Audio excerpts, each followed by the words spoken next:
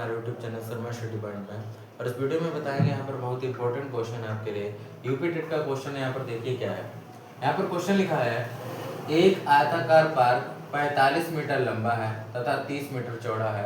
Park के बाहर चारों ओर 2.5 मीटर चौड़ा रास्ता बनाया जाता है, तो आपको रास्ते का क्षेत्रफल ज्ञात करना है। ठीक है, तो सबसे पहले यहाँ पर हम देखते हैं, एक आयताकार पार्क बना लेते हैं। यह आयताकार पार्क है, इसमें 45 मीटर लंबा है। ये 45 मीटर क्या है, लंबाई है इसकी, और चौड़ाई है 30 मीटर। 30 मीटर इसकी चौड़ाई होगी। ठीक है, 45 मीटर इसकी लंबाई होगी और 30 मीटर इसकी चौड़ाई हो गई है। अब इसके बाद 2.5 मीटर चौड़ा रास्ता बनाया गया है, और वो भी चारों ओर। ठीक है, पार्क के बाहर, ये पार्क था और इसके बाहर बनाया गया है, यानी ये रास्ता बनाया गया है। ये रास्ता बनाया गया है इसके बाहर। ठीक है, ये कितना मीटर चौड़ा है, 2.5। 2.5 मीटर जो है इसका चौड़ा रास्ता है। ठीक है, इधर भी 2.5 होगा और इधर भी 2.5 मीटर चौड़ा रास्ता है। क्लियर। अब यहाँ पर देखिए, एक बड़ा रेक्टेंगल बन गया और एक छोटा रेक्टेंगल बन गया, यानी एक बड़ा आयत और एक छोटा आयत बन गया, और हमें रास्ते का क्षेत्रफल ज्ञात करना है। तो सबसे पहले क्या करेंगे हम लोग, यहाँ पर बड़े आयत का क्षेत्रफल निकालेंगे। तो बड़े आयत का क्षेत्रफल निकालने के लिए सबसे पहले बड़े आयत की हमें लंबाई भी तो चाहिए होगी। लंबाई कितनी कितनी बढ़ गई है, इधर भी 2.5 बढ़ गई है और इधर भी 2.5 बढ़ गई है ना। तो यहाँ पर देखिए, सबसे पहले हम लिखेंगे बड़े आयत की लंबाई।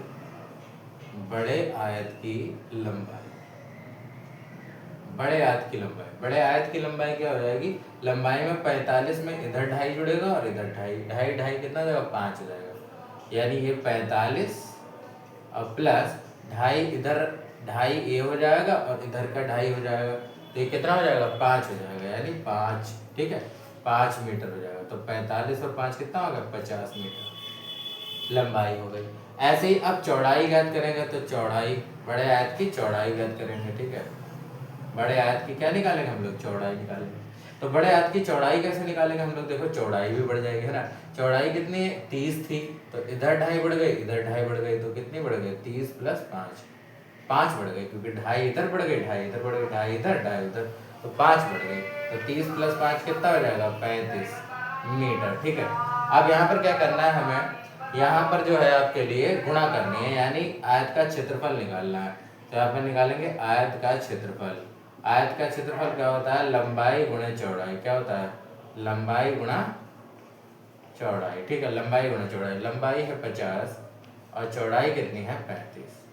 ठीक है, यहाँ गुणा कर देंगे, 25 25 का 5 और 2 हासिल, और 5 या 15, 2 17, और ये 1 0, 1750 मीटर स्क्वायर। 1750 मीटर स्क्वायर ये बड़े आयत का क्षेत्रफल आया। अब छोटे आयत का क्षेत्रफल निकाल लो। तो छोटे आयत का ये जो बीच में बनना है, इसका भी हमें निकालना पड़ेगा। तो यहाँ लिखेंगे छोटे आयत का क्षेत्रफल। छोटे आयत का क्षेत्रफल, छोटे आयत का क्षेत्रफल क्या हो जाएगा, लंबाई गुणा चौड़ाई, यानी 45 गुणे 30। ठीक है, छोटे आयत की लंबाई 45 है, चौड़ाई 30 मीटर है, तो गुणा करा देंगे। तो 3 × 5 = 15 का 5 हासिल लगा 1 यहाँ पर, और 3 × 4 = 12 और 1 13, ये हो जाएगा, और 1 0, 1350 मीटर स्क्वायर।